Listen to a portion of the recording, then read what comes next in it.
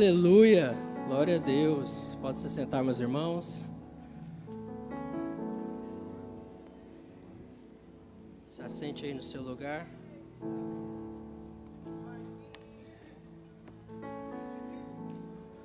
Que momento lindo de adoração, de louvor ao Senhor. Crianças de 0 a 12 estão liberadas para o culto infantil. Crianças de 0 a 12 anos, liberadas aí para suas salinhas.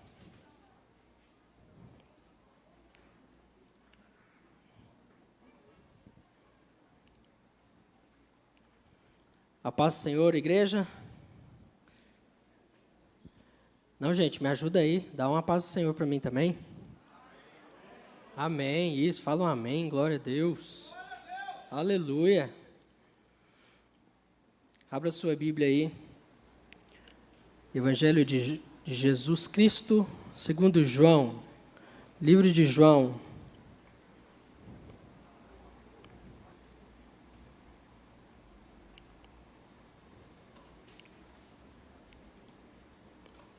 João capítulo 5. Para aqueles que gostam de anotar, o título da mensagem é O Paradoxo de Betesda. O Paradoxo de Betesda. Vamos falar um pouquinho desse cenário e de um personagem interessante. Eu tenho certeza que vai falar muito com a gente hoje. Aqui o Evangelho de João é um evangelho que apresenta Jesus Cristo como o Messias e o Filho de Deus. O Evangelho que apresenta Jesus na sua divindade, que tem a missão de apresentar Jesus como Salvador do mundo, o Messias, o Filho de Deus, cumprindo o seu propósito divino aqui na terra. Esse é o óculos de João, aqui no Evangelho. É o prisma pelo qual a gente enxerga Jesus aqui nesse Evangelho. E em todas as passagens, os milagres, sobretudo os milagres que acontecem nesse livro, tem esse intuito de mostrar a divindade de Jesus e a sua obra. E nós vamos falar aqui de um personagem, na verdade um paralítico, e eu quero dividir a história dele aqui em duas partes no texto. Nós vamos ler o texto, porque são dois encontros que ele tem com Jesus, e dois encontros completamente distintos, e com ensinamentos que eu considero também bem distintos. Então, João capítulo 5, versículo 1 em diante, diz assim a palavra do Senhor. Algum tempo depois, Jesus subiu a Jerusalém para uma festa dos judeus. Há em Jerusalém, perto da Porta das Ovelhas, um tanque que, em aramaico, é chamado Betesda, tendo 5 entradas em volta. Ali costumava ficar grande número de pessoas doentes e inválidas, cegos, mancos e paralíticos. Eles esperavam o movimento nas águas. De vez em quando descia o anjo do Senhor e agitava as águas. O primeiro que entrasse no tanque, depois de agitar as águas, era curado de qualquer doença que tivesse. Um dos que estavam ali era paralítico, fazia 38 anos. Quando o viu deitado e soube que ele vivia naquele estado durante tanto tempo, Jesus lhe perguntou: Você quer ser curado? Disse o paralítico: Senhor, não tenho ninguém que me ajude a entrar no tanque quando a água é agitada. Enquanto estou tentando entrar, outro chega antes de mim. Então Jesus lhe disse: Levante-se, pegue a sua maca e ande. Imediatamente, o homem ficou curado, pegou a maca e começou a andar. Glória a Deus. Até aqui, irmãos. Nessa primeira parte que nós lemos, aqui foi o primeiro encontro que esse homem teve com Jesus. O texto começa dizendo que Jesus sobe para Jerusalém, porque havia a festa dos judeus. Jesus era judeu e Jesus cumpre a lei. Jesus cumpriu a lei dos judeus. E participar das festas, subir a Jerusalém, na época das festas, fazia parte do cumprimento da lei. E então Jesus sobe para Jerusalém, porque havia a festa. Agora, o interessante é que em Jerusalém também, como a própria palavra diz ali, próximo à porta das ovelhas, havia um lugar muito especial para Jesus. Especial para Jesus porque, na verdade, não era especial para ninguém. Enquanto os judeus estavam em festa, Jesus vai para Betesda, para o tanque de Betesda. O tanque de Betesda, na verdade, era um grande piscinão. Se você for depois ver imagens, estudar sobre isso, vai ver que era um grande piscinão. Imagina um tanque enorme, aonde se purificava nos ritos, no cumprimento da lei, faziam sacrifícios. Mas havia também uma crença naquele lugar. Betesda, no significado da palavra, significa casa de misericórdia. Você deve já puxar na sua mente que muitas instituições de saúde começam com esse nome, Casa de Misericórdia. E ali a própria Bíblia relata que era um lugar de pessoas doentes. Uma multidão de pessoas doentes, cegos, mancos, paralíticos, pessoas inválidas perante a sociedade, possivelmente por um problema físico. Agora, eu disse que havia uma crença naquele lugar. E se você observar na sua Bíblia, se a sua Bíblia é de uma versão um pouco mais, não vou dizer correta, mas um pouco mais cuidadosa, talvez na sua Bíblia aí, o versículo 4, e talvez algumas versões, até a última parte do versículo 3, que começa dizendo assim: eles esperavam o movimento das águas, e a partir de então, versículo 4, toda essa parte aí pode estar em colchete. Se a sua versão é uma versão bem cuidadosa, essa parte ela vai estar em colchete, ou então ela tem um marcador de rodapé aí, que vai te dizer o seguinte, que essa parte ela não consta na maioria dos manuscritos antigos. Apenas em alguns foram encontrados. E os principais estudiosos bíblicos acreditam que isso fez parte do copista de colocar no cânon, porque faz parte e tem totalmente há uma concordância aqui com o texto. Que parte é essa? Versículo 4 diz assim: de vez em quando descia um anjo do Senhor, agitava as águas. O primeiro que entrasse no tanque, depois de agitar as águas, era curado. Essa era a crença no tanque de Betesda. Uma grande multidão ia para lá por causa dessa crença. Agora, Pablo, você está falando que isso não era verdade? Não, não estou falando isso. Estou falando que era uma crença. Agora, o que é uma crença? Uma crença é uma generalização de um fato. É uma forte convicção generalizada sobre um fato. Agora, o fato pode ser verdadeiro ou não. Deixa eu dar alguns exemplos aqui para dar uma clareada para os irmãos.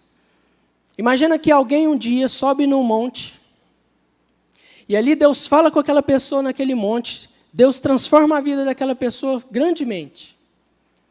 E aquela pessoa então desce daquele monte, testemunha aquilo que Deus fez na vida dela. E esse testemunho ganha forma, ganha vida, ganha corpo, vai passando. Sabe aquela brincadeira do telefone sem fio? que você diz uma palavra e quando lá no final, aquela palavra que termina não tem nada a ver com a que começou? Uma crença, geralmente, ela começa assim. Algo que pode realmente ter acontecido, mas se generaliza o fato. O fato se expande, e aí aquele monte começa a virar santo, aquele monte começa a virar lugar de cura. Quantas lagoas santas os irmãos conhecem? Quantos rios de águas que curam? Os irmãos já ouviram falar por aí. É algo mais ou menos por aí. Betesda havia essa crença. E uma multidão estava naquele lugar. Uma multidão de gente ia para lá aguardar que por algum motivo aquelas águas se mexessem. Por algum motivo aquelas águas ali começassem a se mexer, se mover. E uma multidão de pessoas doentes iam para lá. Na expectativa, na esperança de ser curada. Um dos comentários que eu vi a respeito desse texto, Augusto Nicodemos diz que Betesda é a frustração do misticismo. Porque é uma esperança que, na verdade, traz mais frustração do que propriamente esperança. Mais dor.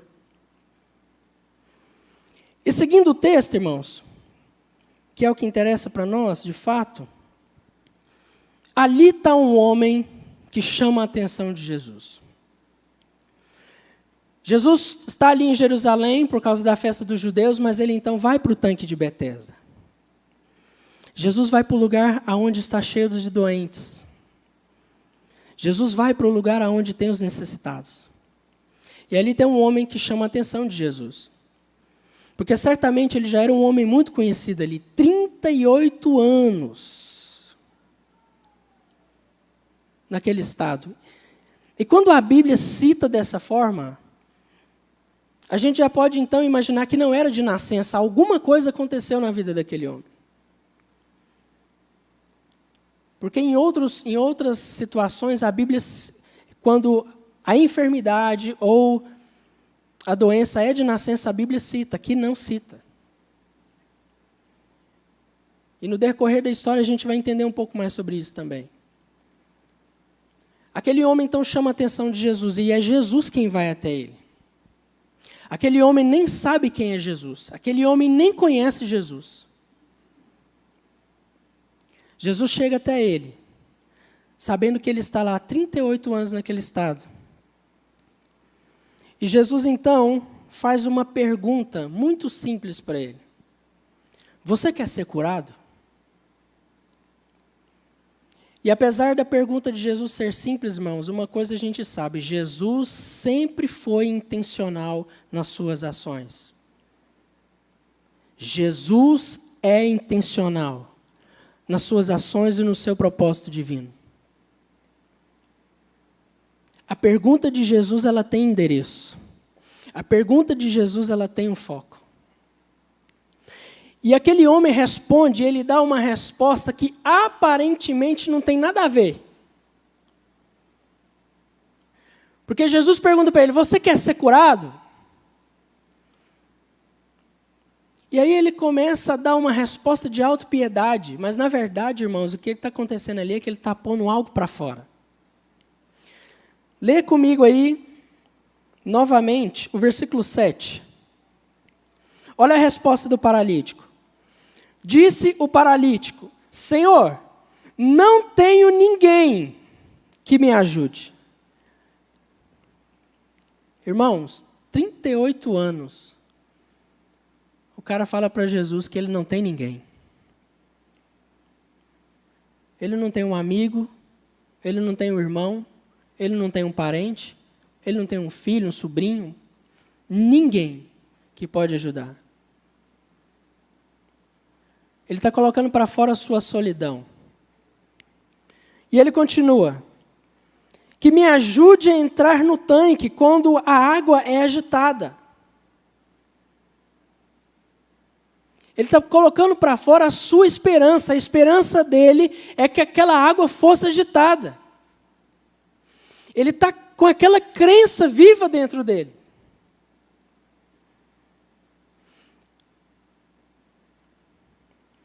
E ele continua: enquanto estou tentando entrar, outro chega antes de mim.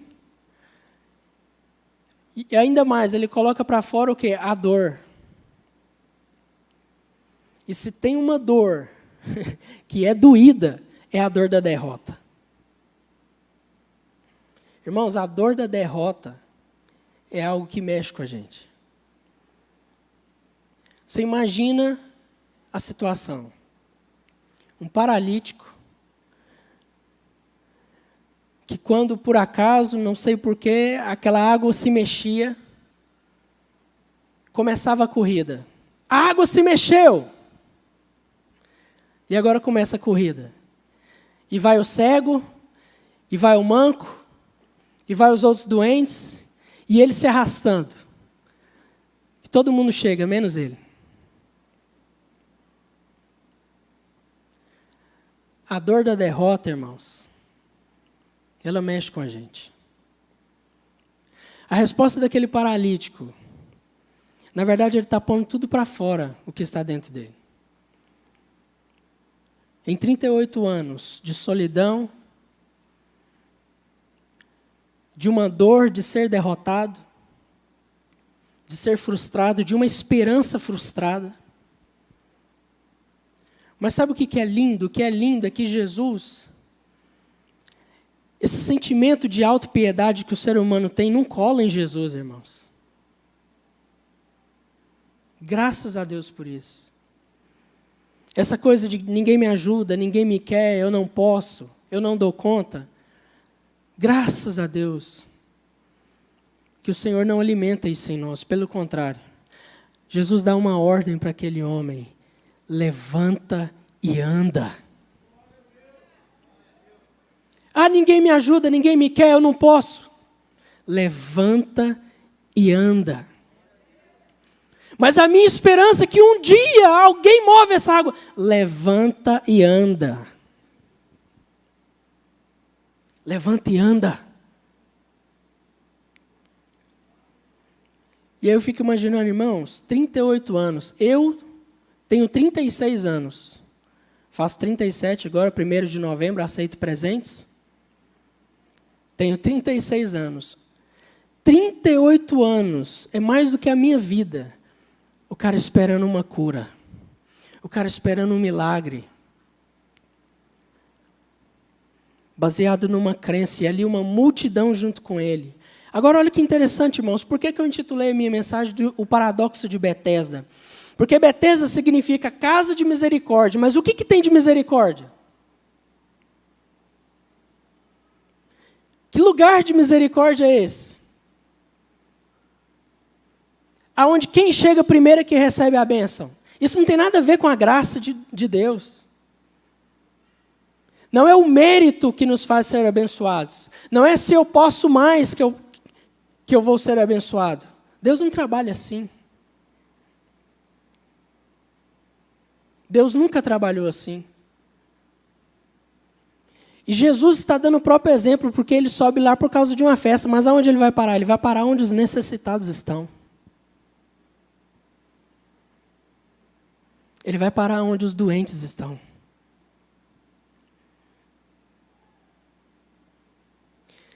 Então, no primeiro encontro, eu quero finalizar essa parte do primeiro encontro. Eu quero que você entenda que é Jesus cumprindo o propósito dele, derramando graça e misericórdia a quem não merece, a quem nem o conhece. Ele nem conhecia Jesus. Ele nem tinha fé em Jesus. Porque quando Jesus pergunta para ele se ele queria ser curado, ele vai falar da autopiedade dele. Em outros milagres, em outras passagens, pessoas que nem conheciam, nem tinham contato pessoal com Jesus, mas só de ouvir falar de Jesus, fizeram de tudo para tocar Jesus, fizeram de tudo, gritando: Jesus, Jesus, filho de Davi, para que Jesus chamasse a atenção de Jesus. Aquele homem nem sabia quem era Jesus.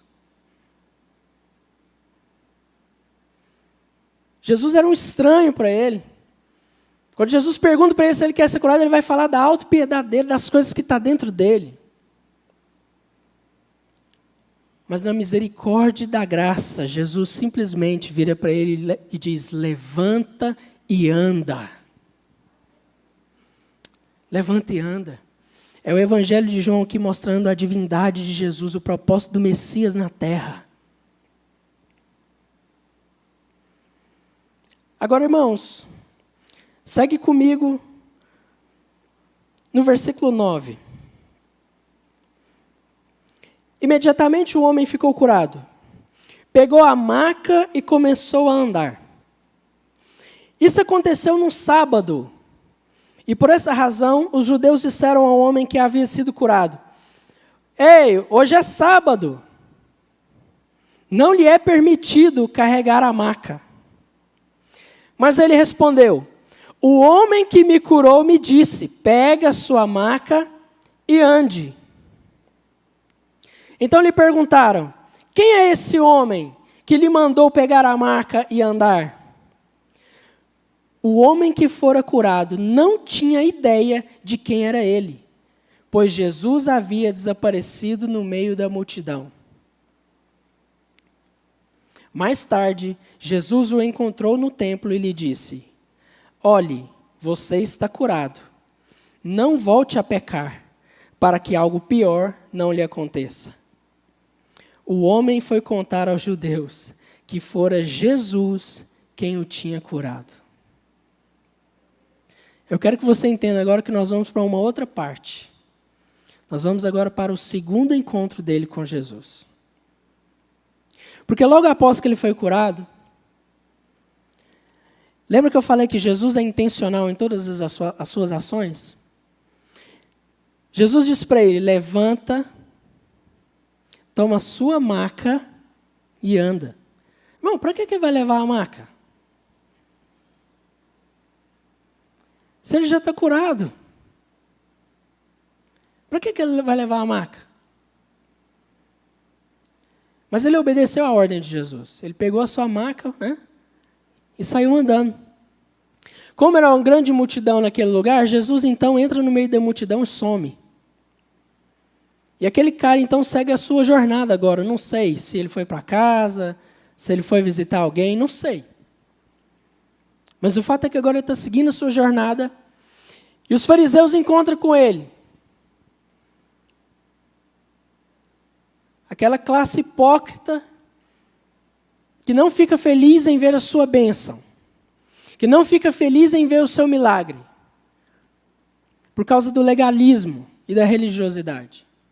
Os fariseus então vê ele carregando a maca, que foi Jesus quem mandou ele carregar a maca, e pergunta para ele, porque era sábado: por que você está carregando a maca? E aí, irmãos, sabe o que acontece? O paralítico vira para eles e fala: ei, eu não sei não, mas foi o homem que me mandou carregar, foi o homem que me curou. Ah, mas que homem é esse? Também não sei não. Agora, irmãos, tem um detalhe aqui, eu quero que você pegue isso comigo. 38 anos esperando uma cura. 38 anos esperando um milagre. Jesus vem, cura o cara, e o cara nem sabe o nome de Jesus. Mas Pablo, deveria saber, irmão? Eu não sei você, mas eu tinha voado em Jesus. Eu tinha colado em Jesus. Falei: quem é você? Pedro, quando Jesus vira para ele e fala: ei, Pedro, não pescou nada não? Lança a rede ali onde as águas são mais profundas. Pedro lança a rede, vem aquela grande abundância, aquela multidão de peixes. Sabe o que Pedro faz? Pedro deixa a bênção de lado, deixa os peixes, pula na água, nada em direção a Jesus, se prostra diante de Jesus e fala: mestre, afaste de mim porque eu sou um pecador. Jesus vira para ele e fala: a partir de agora você vai andar comigo. A partir de agora você vai andar comigo. Mateus um dia estava lá coletando os impostos. Jesus simplesmente vira para ele e fala, agora você vai andar comigo. Mateus deixa tudo para trás e vai andar com Jesus. Eu preguei aqui a história do Gadareno alguns domingos atrás. Se você estava aqui, você lembra. Jesus atravessa o mar por causa daquele Gadareno. Chega lá, restaura a vida daquele homem, expulsa uma multidão, uma legião de demônios. O Gadareno se prostra diante de Jesus e fala, me deixa andar com você. Só que no caso do Gadareno, Jesus disse, não, você vai ficar aí e eu vou voltar. Você vai ser minha luz aqui desse lado. Sabe o que acontece, irmãos? Na verdade, esse é o retrato da igreja há séculos que a igreja vivencia. Existe a diferença entre aqueles que são multidão e aqueles que são discípulos. A multidão é aquela que recebe a bênção, vira as costas e vai embora. Lembra do caso dos 10 leprosos? Jesus cura 10 leprosos. Os 10 estão caminhando, mas de repente um começa a voltar e se prostra diante de Jesus e rende a ele ações de graças. Mas os outros 9 foram embora. Esse é o retrato de quem é multidão e de quem é discípulo. Porque a multidão, ela quer a bênção, ela quer a prosperidade, ela quer as riquezas, ela quer a cura. Mas ela não quer aquele que tem o poder da cura. Ela não se interessa por aquele que tem o poder da cura. Mas o discípulo não, o discípulo é diferente. O discípulo larga tudo e fala, mestre, eu quero andar contigo. Mestre, eu quero estar com o Senhor. Não importa a cura, não importa os peixes que eu ganhei, não importa nada. Me deixa andar com o Senhor agora. Me deixa saber mais profundamente quem o Senhor é. Esse é o retrato da diferença entre multidão e discípulo. Aquele homem nem sabia quem foi que o curou. Ele conseguiu perder Jesus no meio da multidão. Um dia uma mulher com fluxo de sangue atravessa uma multidão, toca Jesus e sai tanto poder que Jesus nem viu quem era, mas ele falou, alguém me tocou. E aquele homem, 38 anos esperando um milagre, ele consegue perder Jesus numa multidão. É porque ele não estava interessado em quem o curou, irmão, ele só estava interessado em pegar a cura dele e ir embora. E olha que interessante. Agora vem o segundo encontro, versículo 14. Mais tarde, Jesus o encontrou no templo. Diga assim comigo, o templo é a igreja. Ah, agora o paralítico está no templo. Por que o paralítico agora está no templo? Aliás, não é paralítico mais, não é por isso que ele está no templo. Porque se fosse paralítico, ele não podia estar no templo. Era a lei. Agora ele está na igreja, porque Jesus curou ele. Agora ele está na igreja. Só que tem um detalhe. Na igreja ele tem um segundo encontro com Jesus. Jesus agora vira para ele e fala, ei, presta atenção. Olha para você está curado, não está? Tá. Agora, larga a sua vida de pecado. No primeiro encontro, Jesus derramou graça e misericórdia sobre a vida dele. Jesus o curou. Só que agora no segundo encontro, Jesus está virando para ele e fala, filho, converta. Abandona seu estilo de vida. Porque senão, seu último estado vai ser muito pior. Irmãos, o que pode ser pior do que sofrer e mendigar nessa terra? A morte eterna. Perder a salvação. Aquele homem foi curado no físico, mas Jesus agora está dando uma advertência a ele. Fala, ei filho, tem algo ainda pior que é perder a vida eterna. Não perca a vida eterna. Saia dessa vida de pecado. Saia deste estilo de vida. E eu estava meditando nesse texto, irmãos, pensando sobre isso, imaginando como muitas vezes a gente vê pessoas que têm fé para prosperar, têm fé para enriquecer, têm fé para casar, têm fé para noivar, têm fé para ter filhos, mas como é difícil ter fé para mudar de vida e largar o pecado. Tem fé para tanta coisa, mas mudar o estilo de vida, parece que a fé é insuficiente. E Jesus está virando para aquele homem agora dizendo, muda de vida. Muda de vida. Saia dessa vida. Você só está no templo porque eu te curei. Se não fosse a minha graça, a minha misericórdia verdadeira, porque Betesda não podia te oferecer isso, mas eu te ofereci. Betesda, o máximo que talvez poderia te dar, talvez seria a cura. Mas eu te ofereço salvação. Eu te ofereço salvação. Eu citei a história dos 10 leprosos. Os 9 leprosos seguiram em frente. Um retornou. O que Jesus falou para ele? A tua fé te salvou. Os 10 foi curado. Mas para um Jesus disse, a tua fé te salvou. A tua fé te salvou. Irmãos, Cote diz uma coisa muito massa. Ele fala assim, que a salvação é pela graça e não se paga nada por ela. Mas ser discípulo vai nos custar tudo. Ser discípulo vai nos custar tudo. Não há tempo mais, irmãos, para a gente viver um evangelho de qualquer jeito, de qualquer maneira.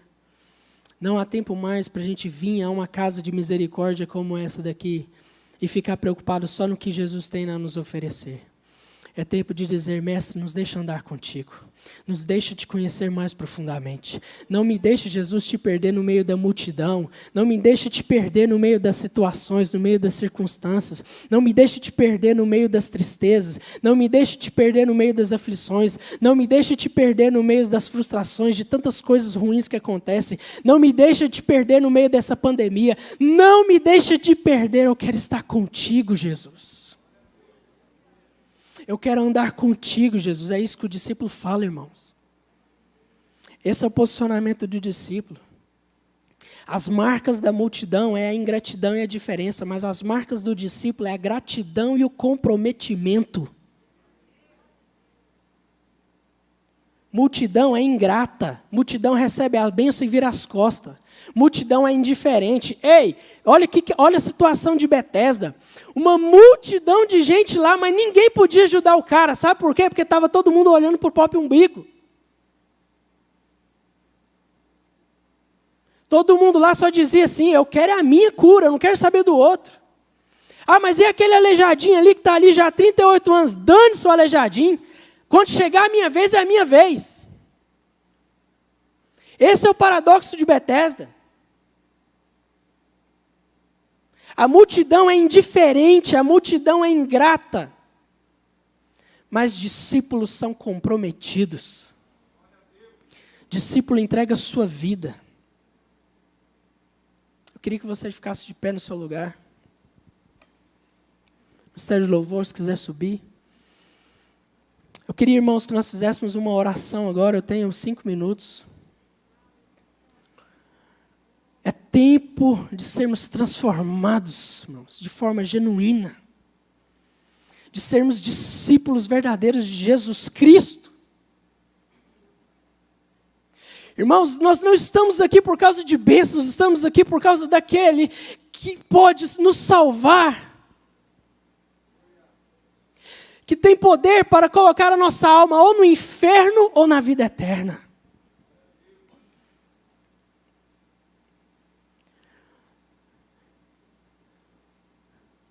Precisamos nos levantar como uma geração de discípulos de Jesus. Por que você está aqui? De onde foi que Jesus te tirou? Quando Jesus encontra conosco, as crenças vão embora. Quando Jesus encontra conosco, irmãos, aquelas crenças que não resolviam nada vão embora, aqueles amuletos vão embora, aqueles ídolos que não poderiam fazer nada por nós vão embora. E agora nós servimos a um Deus único e suficiente Salvador. Nós servimos a um Jesus que é único e que é suficiente Salvador das nossas vidas. Você entende isso? Irmão, Jesus é tão suficiente, que ele vira para um cara que nem conhecia ele e fala: levanta e anda. E presta atenção nisso. Ele não levanta com dificuldades. Ele não levanta e vai para o médico fazer uma fisioterapia, porque passou 38 anos numa maca. Não, ele levanta e anda ainda carregando a maca, porque quando Jesus cura, ele cura mesmo. Aleluia. Quando Jesus restaura, ele restaura mesmo. Quando Jesus põe alguém para se levantar, essa pessoa se levanta mesmo, é suficiente. Jesus é suficiente em todos os aspectos. Em todos os aspectos. Mas o que nós precisamos entender aqui nessa noite, que nós não somos multidão, somos discípulos de Jesus. O mesmo Jesus que diz: você vai prosperar, ele também diz: vai pregar o meu evangelho. O mesmo Jesus que diz: você está curado, ele também diz: abandona tudo por minha causa. É o mesmo Jesus, irmãos. É o mesmo Deus. O mesmo Deus que vai fazer a sua empresa prosperar sobremaneira em meio à pandemia. É o mesmo Deus que vai virar e vai falar para você: você vai ser um evangelista. Você vai ser também um missionário. Você, a partir de agora, é um pescador de homens. Você pode começar a orar por você mesmo? Comece a orar por você mesmo. Ore por você mesmo agora. Comece a adorar esse Deus. Comece a clamar esse Deus agora. Nós não estamos aqui por causa de uma bênção, irmãos. Não estamos aqui por causa de um milagre. Nós estamos aqui porque nós queremos andar com Ele. Nós queremos conhecer mais dEle, mais da presença dEle. Comece a orar, meu querido. Comece a orar e dizer: Senhor, não me deixe ser multidão. Oh, Espírito Santo de Deus, Tu és bom. Tu és muito bom, Senhor. Oh, xerebacada, seriandalala, maxericandalala, macei. Ore, ore, ore, ore, igreja. Ore como discípulo. Tu és bom. Xerebacanda, suriandalala, maxeriandalala, maçou. Oh, e Tu és bom, bom.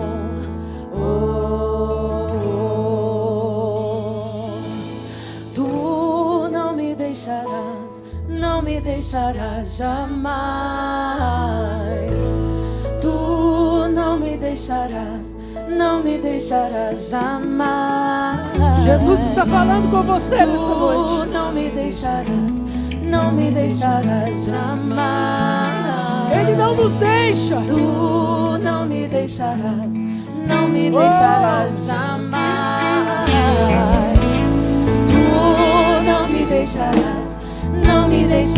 jamais.